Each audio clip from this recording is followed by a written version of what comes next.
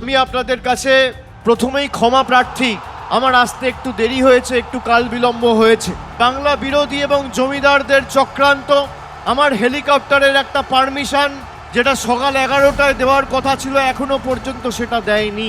আমাদের পাশের রাজ্য ঝাড়খণ্ডের মুখ্যমন্ত্রী হেমন্ত সোরেনের সাথে কথা বলে তাদের যে হেলিকপ্টারটা ছিল সেটা আনালাম। আমার দেরি হলেও আমি বলেছি যত দেরি হোক আমি যাব। 10টা মানুষও যদি সভাস্থলে থাকে আমি গিয়ে বক্তৃতা দেবো, আমি কথা বলবো, তৃণমূলের হয়ে সৈনিকের কাজ করব। এসআইআরে হায়রে পোড়া কপাল, অমর্ত্য সেনকে হিয়ারিং এর নোটিশ পাঠিয়েছে। অমর্ত্য সেন ভারতবর্ষের জন্য নোবেল পুরস্কার জিতে এনেছে, দেশের নাম যে বিশ্বসভায় বিশ্ববন্দিত করেছে, যাকে দেখে যার মাধ্যমে দেশকে লোক চেনে জানে, সেই অমর্ত্য সেনকে এসআইআর এর নোটিশ পাঠিয়েছে।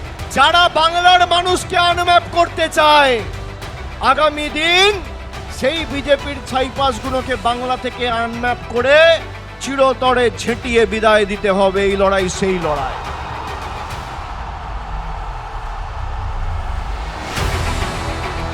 আমি আপনাদের বলি, যতদিন মমতা ব্যানার্জি আছে এরা আপনার লক্ষ্মীর ভান্ডারের দিকে চোখ তুলে দেখার বা আঙ্গুল তুলে কথা বলার ক্ষমতা পর্যন্ত রাখবে না। মমতা বন্দ্যোপাধ্যায়ের সরকার যতদিন থাকবে, বিজেপির যত বড় শক্তি, যত বড় নেতা চেষ্টা করুক আটকাবার, আটকাতে পারবে না।